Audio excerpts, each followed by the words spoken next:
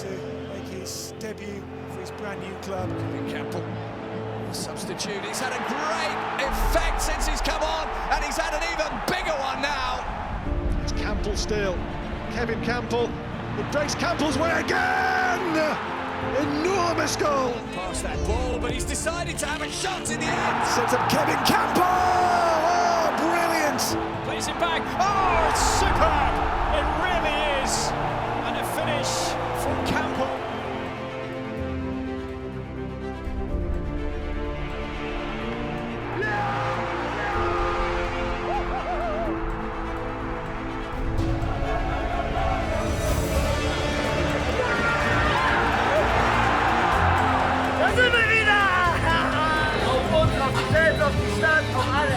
Dieser Verein lebt davon, zusammenzuhalten.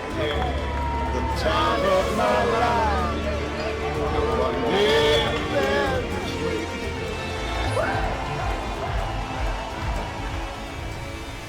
Schön. Puh. Ja, erstmal natürlich sehr emotional, muss ich sagen, wenn das alles nochmal so vor Augen geführt wird. Diese 8,5 Jahre, unfassbare Zeit, die ich für immer im Herzen tragen werde. Natürlich so viele tolle Momente, sind durch alles zusammen durchgegangen. Gute Zeiten, schlechte Zeiten. So das Größte ist einfach die Dankbarkeit an den Verein, an die Mitarbeiter, an die Fans, an die Stadt.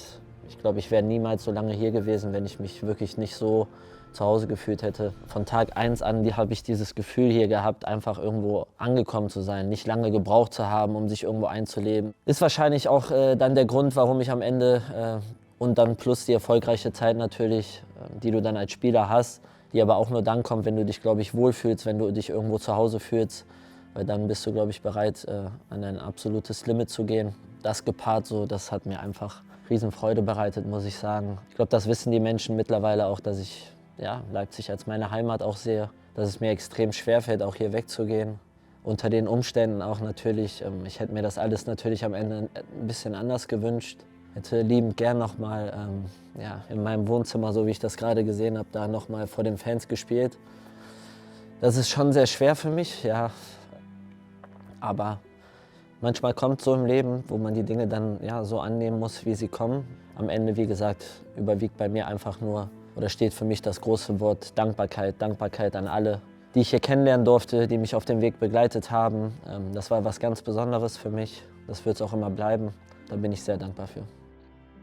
Ja gut, ich hatte wahrscheinlich wie jeder Junge im jungen Alter natürlich diesen Traum, den hat ja fast jeder, der dann irgendwann anfängt Fußball zu spielen, dass du, wenn du dann im Fernseher siehst, die ganzen Stars, die großen Mannschaften und alles, dass du natürlich diesen Traum hast irgendwo in deinem Hinterkopf, okay, da möchte ich auch irgendwann mal hin, aber der Traum ist dann natürlich erstmal ganz weit weg. Wenn du dann die ganze Jugend durchläufst bei einem Bundesligisten, so wie ich zum Beispiel bei Leverkusen, ich bin ja sehr früh hin in der F2 schon, habe es dann bis zu den Profis geschafft. Erstmal bis zu den Amateuren, bis ich dann meinen Profivertrag bekommen habe. Am Anfang hat es nicht so geklappt in Leverkusen, wie ich es mir vorgestellt habe, weil natürlich auf meiner Position auch so viele Topstars gespielt haben. Da war es für mich sehr schwer. Ich habe das dann über Umwege gemacht, weil ich es unbedingt wollte. Ich wollte nicht irgendwie, obwohl ich einen Profivertrag in Leverkusen hatte, da auf der Bank sitzen und bei den Amateuren spielen, sondern ich wollte zeigen, was ich kann. Deswegen habe ich bewusst den Schritt in die 3. Liga gemacht. Zu der Zeit war mir auch wirklich Geld und alles andere war mir egal. Ich wollte einfach nur zeigen, was ich kann auf dem Platz, dass die Leute das sehen und habe dann bewusst mir selber im Kopf meinen Weg so ein bisschen ausgemalt. Ich wusste genau, wohin ich wollte. Mein ganz klares Ziel war die Bundesliga. Ich wusste, wo ich hin will, aber ich wusste auch, was ich dafür tun musste. Und ich glaube, dass dieser Weg, den ich damals gewählt habe, für mich persönlich genau der richtige war. Dass ich erstmal in die 3. Liga, ich wollte ganz klar ein Jahr nur 3. Liga spielen, ich wollte ein Jahr 2. Liga spielen und wollte dann innerhalb von 3 Jahren in die Bundesliga. Das war für mich so der Weg, den ich mir ausgemalt habe. Am Ende kam alles ein bisschen anders. Ich habe ein Jahr 3. Liga gespielt, das hat sehr gut geklappt. Bin dann in die 2. Liga, habe dann da nur, glaube ich, 3 Spiele gemacht, weil ich noch eine Ausstiegsklausel hatte zum direkten Weiterwechsel, der dann auch kam nach Salzburg damals. Habe mich gerade so halbwegs eingelebt, nach ein paar Wochen in Aalen Vorbereitung gemacht, dann fingen die ersten Spiele an, da lief es sehr gut für mich, da habe ich, glaube ich, in 3 Spielen 4 Tore gemacht oder so. Mein Berater hatte damals in den Vertrag eine Ausstiegsklausel reinschreiben lassen von 3 Millionen Euro und Aalen hatte mich für 250.000 von Osnabrück gekauft und Ralf Hasenhüttl war mein Trainer damals in Aalen. Ja, und dann kam das mit dem Angebot aus Salzburg. Das war, glaube ich, ganz, ganz kurz vor Transferschluss. Ich glaube, am 30.08. Weil Roger war da Trainer und er wollte mich unbedingt dort haben. Ja, dann waren wir am 30. noch in Aalen, glaube ich. Meine Mutter war gerade zu Besuch, meine Frau. Und an dem Tag haben die uns gerade die Küche eingebaut in unsere neue Wohnung dort. Ich war draußen, das weiß ich noch, habe telefoniert und dann habe ich mich dazu entschieden, das zu machen. Und bin dann reingegangen, habe zu meiner Mutter und zu meiner Frau gesagt, packt eure Koffer, wir fahren jetzt nach Salzburg, wir müssen sofort los, weil der Transfermarkt hat nicht mehr lange auf. Die waren natürlich auch geschockt. Dann haben wir den Leuten, die die Küche aufgebaut haben, den Schlüssel in die Hand gegeben und haben gesagt, wenn ihr fertig seid, bitte in den Briefkasten schmeißen. Die dachten auch, was ist jetzt mit denen los, hauen die jetzt hier ab? Meine Mutter noch den Hund mitgehabt, dann nach Salzburg gerast, bei strömenden Regen. Es war katastrophales Wetter, ich weiß das noch. Du hast nichts gesehen auf der Autobahn. Dann kamen wir da an und dann saßen da Ralf, Roger und alle und meine Mutter wollte nicht, dass ich dorthin wechsle, weil die hatte über Österreich gehört, ja, und über Salzburg, dass nur quasi ältere Spieler da hingehen. Damals kam ja dieser Umschwung mit Ralf, der hat ja alles radikal dann umgeändert, voll auf junge Spieler, ganz neues System, alles. Davon wusste ich ja auch noch nichts so in der Art. Und ich weiß noch, wie meine Mutter immer, ich habe immer über die beiden geguckt, über Roger und Ralf, und meine Mutter hat immer so mit dem Kopf geschüttelt, ich soll es nicht machen. Auf den Tag genau vor einem Jahr hat das Fußballmanagement von Red Bull den bisher vielleicht größten Fang gemacht. Kevin Campbell, damals 21 Jahre jung, wechselte von Aalen nach Salzburg. Der Marktwert des gebürtigen Slowenen stieg von 200.000 € auf mittlerweile rund 15 Millionen. Ich glaube, wir waren die Ersten, die dieses extreme Pressing gespielt haben damals. Da war ja wirklich jede Mannschaft so überrascht von. Wir haben in der einen Saison, glaube ich, über 120 Tore geschossen, weil wir immer so frühe Ballgewinne hatten und alles. Da waren wirklich ich weiß noch, wo wir gegen Bayern München gespielt haben, 3-0 gewonnen, wo wir hätten, glaube ich, 5-6-0 gewinnen können. Die waren so überrascht, das war wirklich damals so, da waren wir die Ersten, die das so durchgezogen hatten. Es war wirklich eine unglaubliche Zeit, die mich extrem geprägt hat, menschlich, spielerisch, als Spieler. Hat mich sehr, sehr vorangebracht. Ich glaube, wenn ich damals dort nicht hingewechselt wäre, weiß ich nicht, ob ich in der Form jetzt diese Karriere gehabt hätte. Wir waren unglaublich erfolgreich in der Europa League, super gespielt. Wir haben Top-Fußball gespielt, Power-Fußball. Das war wirklich unfassbar und das hat unglaublich gut zu mir gepasst. Ich habe damals auch noch ein bisschen weiter vorne gespielt. Deswegen habe ich da auch noch sehr, sehr viele Tore geschossen und sehr viele Assists gemacht. Und ja, danach bin ich ja eher ein bisschen weiter zurück als quasi ein bisschen mehr Stratege im Mittelfeld, Spielaufbau und all diese Sachen als Sechser. Aber wir hatten eine unfassbar gute Mannschaft und es war eine sehr, sehr tolle Zeit für mich. Und wir haben uns auch so sehr, sehr wohl gefühlt in Salzburg zum Leben. War es unglaublich schön auch. Werde ich nie vergessen, die Zeit. Zwei neue Neuerlinge. Kevin Campbell, seine Profikarriere für Bayer 04 Leverkusen, denn in der Amateurmannschaft hat er vor 5 Jahren schon gespielt hier. Kramer geht, kann ich nachvollziehen, heute kein gutes Bundesligaspiel. Für ihn kommt Kevin Campbell und auch Hakan Çalhanoğlu. Da kann ich mich noch erinnern, als ob es gestern gewesen wäre. Weil für mich war das ein ganz besonderer Moment. Ich bin 3 Jahre davor, bin ich umsonst weggegangen von Leverkusen. Also wirklich für 0 € haben sie mich gehen lassen. Bin ich nach Osnabrück und komme dann 3 Jahre später zurück. Und da mussten sie dann sehr viel Geld nochmal in die Hand nehmen. Ich glaube, 12 Millionen € mussten sie an Dortmund überweisen, damit ich dann wieder zurück nach Leverkusen komme. Auch dann unter Roger Schmidt. Und das war ein ganz besonderer Moment für mich, weil ich habe die ganze Jugend bei Leverkusen gespielt.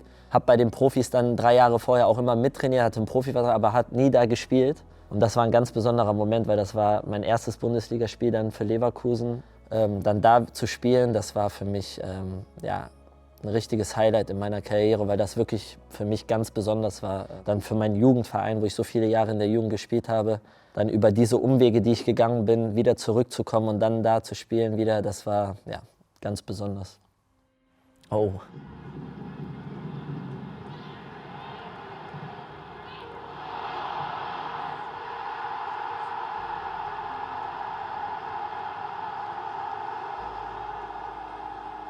Es war schon extrem besonders, die Zeit in Leverkusen, und wird immer in meinem Herzen bleiben. Und auch jetzt, wenn ich sehe, nach dem, was passiert ist jetzt bei mir in der Familie in den letzten 2 Monaten, wie viele Nachrichten ich auch von Leverkusen-Fans bekommen habe, das zeigt mir einfach, dass ich dort eine wunderbare Zeit hatte, dass ich mit allen wirklich im Guten auseinandergegangen bin, dass ich dort immer herzlich willkommen bin. Das zeigt mir einfach dadurch, dass ich auch so viel Feedback bekommen habe, so viele Nachrichten, dass die Menschen das auch so sehen. Ja, herzlich willkommen zur Pressekonferenz zur Vorstellung unseres Neuzugangs Kevin Campbell. Kevin hat bei uns vor einer Stunde einen 4-Jahres-Vertrag unterschrieben. Wie gesagt, ich bin sehr froh, dass wir wieder zusammenarbeiten können. Auch Ralf hat ja schon leider aber wegen mir nur 6 Spiele, da kann er nachher selber noch mal was dazu sagen, schon mit Kevin zusammengearbeitet. Wir, glaube ich, 2 oder 3 Jahre. 2 Jahre in Salzburg damals zusammengearbeitet und wir haben ihn damals schon schweren Herzens ziehen lassen, damals zu Borussia Dortmund und von dort dann weiter nach Leverkusen. Ja, Kevin hatten wir kurzes Vergnügen, ne? In Aalen damals und hat sich in kürzester Zeit damals dort so ins Rampenlicht gespielt, dass Ralf ihn umgehend nach Salzburg geholt hat und war für mich damals eine riesen Enttäuschung, dass er weg ist und deswegen freue ich mich umso mehr, dass er jetzt wieder hier ist. Ja, hallo erstmal auch von mir. Ich bin natürlich auch sehr froh, dass das jetzt alles noch geklappt hat. Ja, es ist ein sehr, sehr warmes Gefühl hier, sehr, sehr familiär, alles sehr eng miteinander und das ist genau das, was ich auch brauche und da freue ich mich drauf. Ich habe Ralf letztens auch noch mal eine Nachricht geschrieben. Ich habe mich noch mal persönlich bei ihm bedankt für alles, was er für mich gemacht hat. Weil ich glaube, du hast als Spieler immer so vielleicht 2, 3 Leute in deiner Karriere, wie ich vorhin schon mal gesagt habe, die brauchst du auch, die dir Türen öffnen, die in dir was sehen, ein Potenzial. Das war bei mir ganz klar, muss ich sagen, in meiner Karriere Roger und Ralf Rangnick. Die beiden, was sie für mich gemacht haben, ist wirklich außergewöhnlich. Die haben wirklich in mir was gesehen. Dieses Talent wahrscheinlich und dass ich wahrscheinlich in diese Spielart so gut reinpasse. Die haben mir so viele Türen geöffnet, die beiden. Da werde ich ihnen mein ganzes Leben lang so dankbar für sein. Da hat er ja selber gerade gesagt, dass er da nicht ganz happy drüber war damals. Das war wirklich, der hat mich noch versucht anzurufen und mir auf die Mailbox gesprochen, du kannst da nicht hinwechseln. Ich verstehe es ja auch, dass Ralf damals damit nicht happy war, weil ich bin gerade erst angekommen, ich hatte einen super Start, wirklich, also da hat alles funktioniert. Wir haben die ersten Spiele als Aufsteiger, Aalen war ja Aufsteiger, alles gewonnen und dass er damit nicht happy war, verstehe ich absolut, habe ich auch verstanden, habe ich ihm danach auch gesagt, als wir uns wieder getroffen haben. Ich glaube, Ralf und ich, wir wissen, dass es am Ende für mich die beste Entscheidung war und das hat er im Nachhinein dann auch so gesehen. Und als ich dann wieder kam, dann war alles ganz fein wieder und wir waren wieder Best Buddies.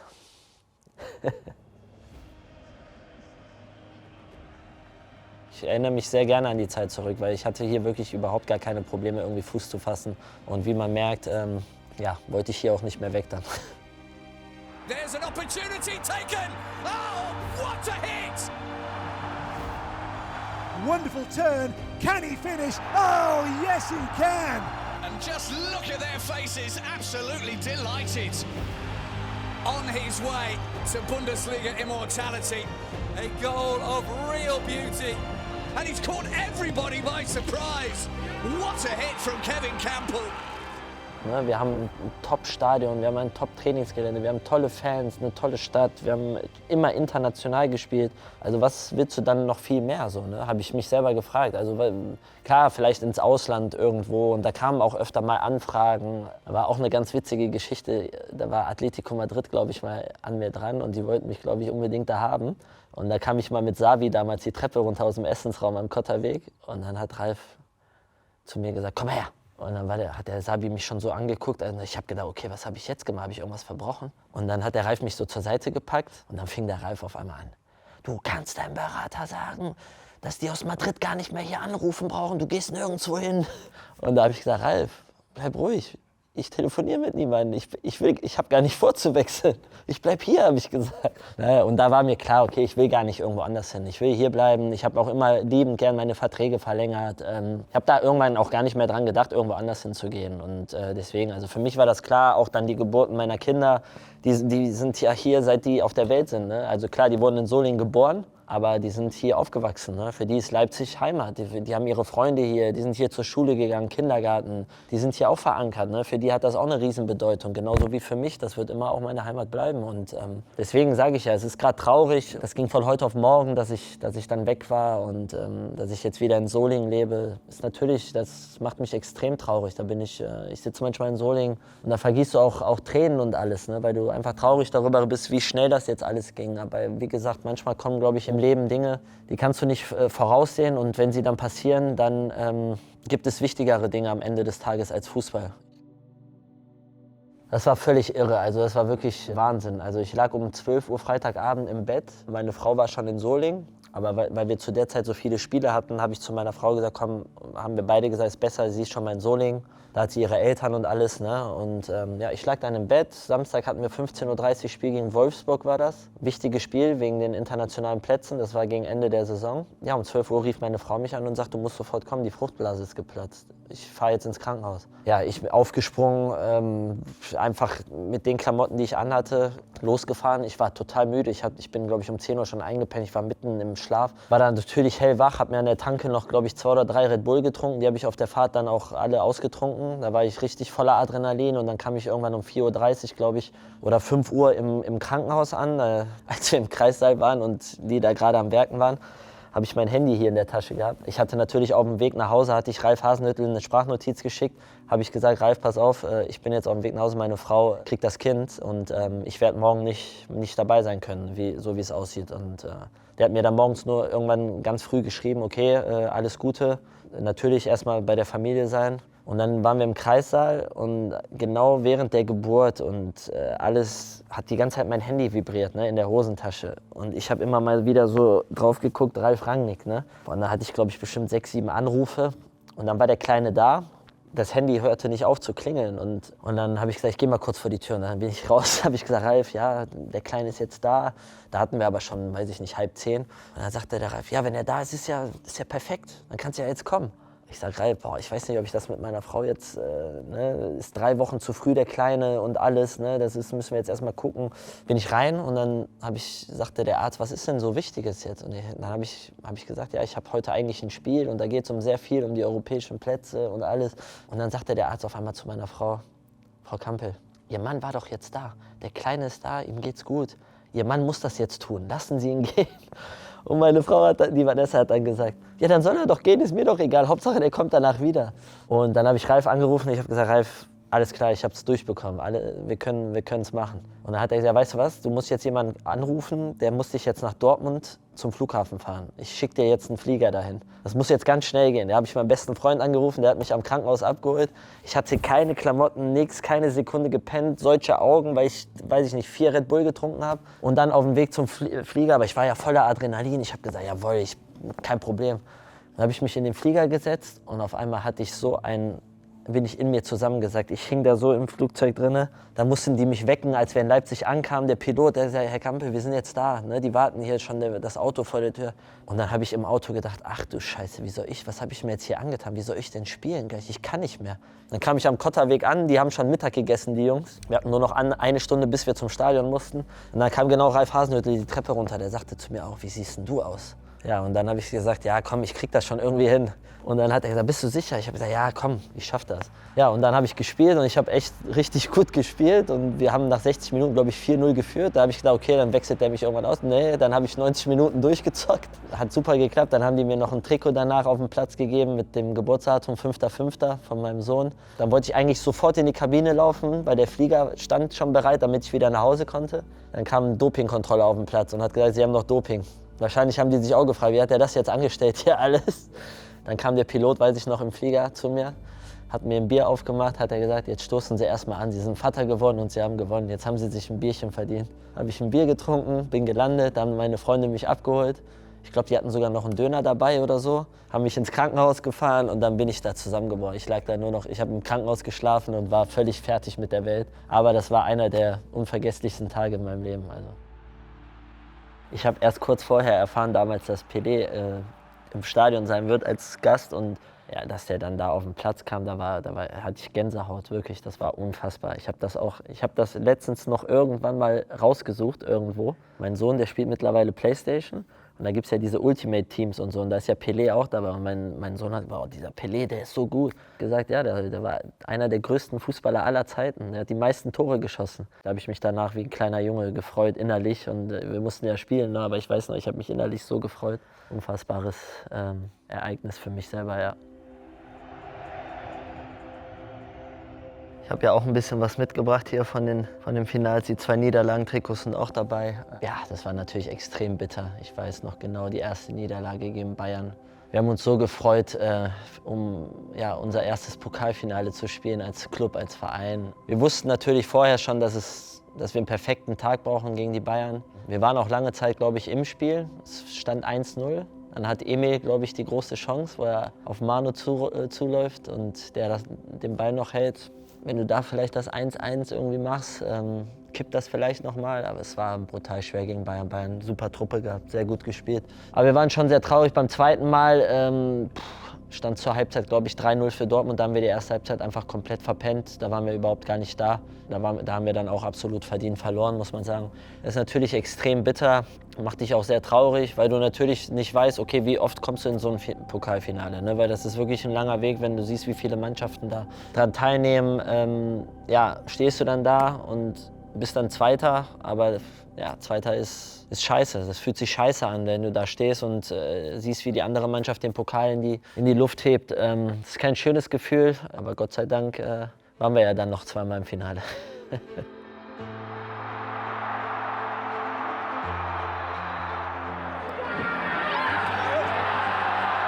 sind wir wieder! Kösterchen! Auf uns, auf die Fans, auf die Stadt, auf alle!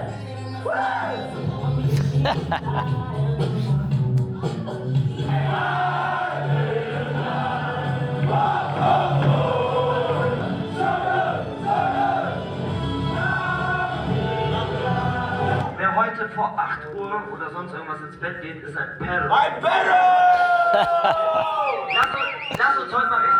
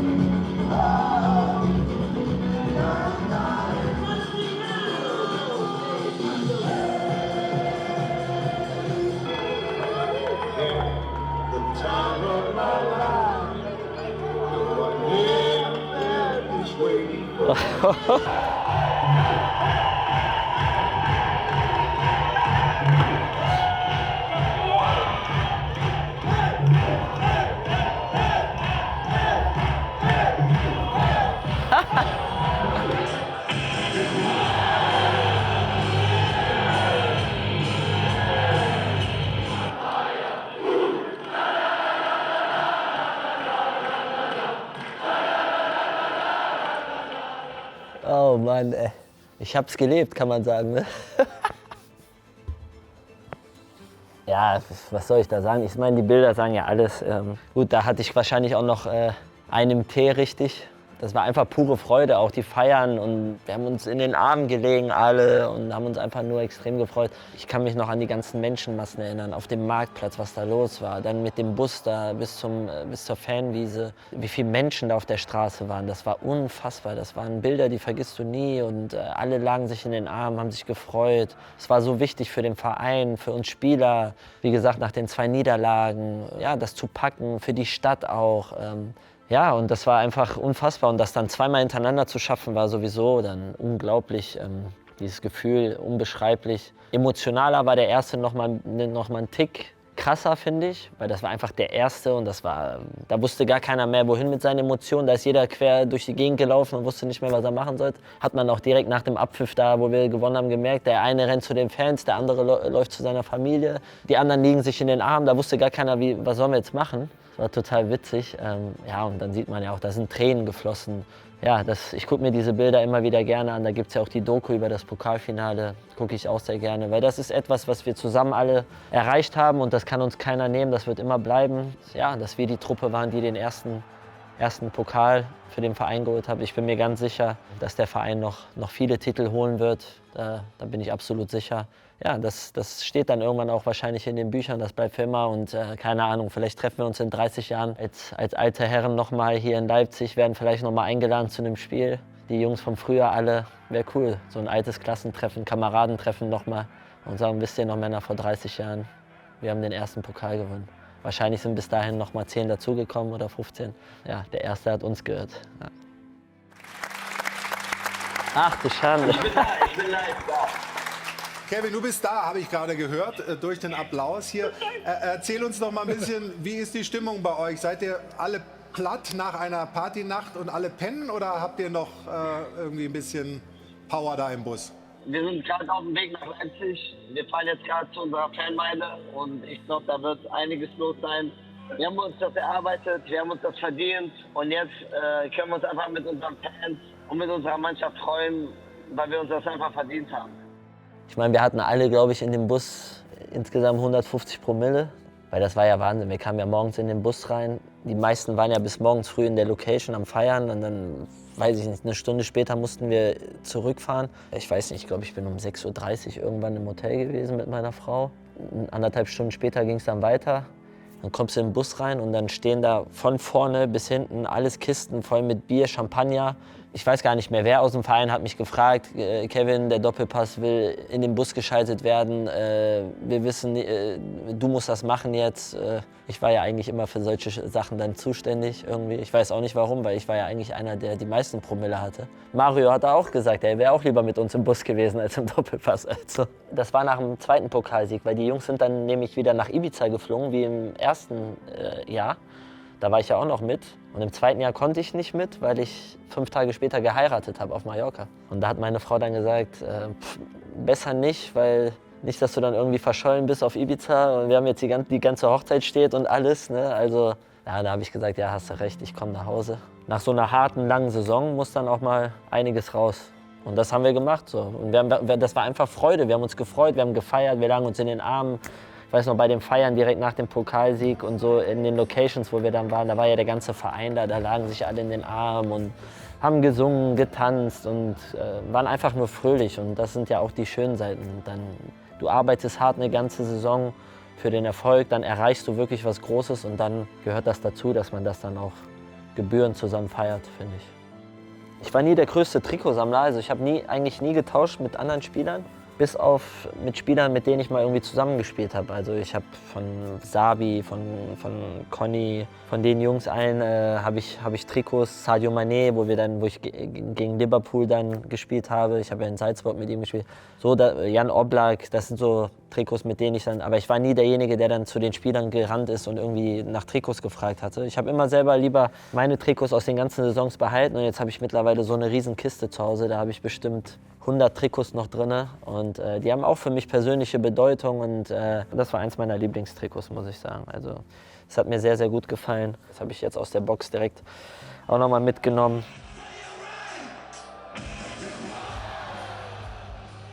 Ja, den habe ich mir auch schön nachmachen lassen. Der steht schön, hat einen schönen Platz bekommen. Läufst du gerne dran vorbei, guckst mal kurz drauf und denkst, krass, 2-mal gewonnen. Ich glaube, der DFB-Pokal und RB Leipzig, das passt zueinander. Ja, liebe Fans, lieber Verein, liebe Stadt Leipzig, ich möchte mich von Herzen für diese 8,5 wundervollen Jahre bei euch allen bedanken. Ihr habt mir ein Zuhause gegeben, ich werde das nie vergessen, immer in meinem Herzen tragen. Die schönste Zeit im Fußball, die ich erleben durfte, hatte ich hier mit euch. Ihr habt uns eine Heimat gegeben, mir und meiner Familie. Das werde ich euch niemals vergessen. Ich werde euch immer im Herzen tragen. Ich werde immer mit Freude wieder zurückkommen. Ich werde Fan dieses Vereins bleiben. Das steht auf jeden Fall fest. Ich werde so oft wie möglich im Stadion vorbeischauen. Und ich bedanke mich auch für diesen wundervollen Abschied, den ihr mir bereitet habt. Das bedeutet mir sehr, sehr viel. Da bin ich euch sehr dankbar für. Ich weiß, dass dieser Verein weiter wachsen wird. Ich bin froh und stolz darauf, ein Teil über so viele Jahre dieses Vereins gewesen zu sein. Und wie gesagt, ich bin mir sicher, dass noch ganz viele Titel folgen werden. Dann mit mir als Fan mit dabei, das steht außer Frage. Und ein riesen Dankeschön an euch alle. Danke für alles, was ihr für mich gemacht habt, für meine Familie. Ich wünsche euch allen alles Gute für die Zukunft, euch allen, aber in erster Linie natürlich auch gesundheitlich. Die Gesundheit ist das Wichtigste, was wir im Leben haben. Passt auf eure Familien auf. Ich hoffe, wir sehen uns bald wieder. Danke für alles. Euer Kevko. It's Campbell. He breaks back Campbell's way. Kevin Campbell!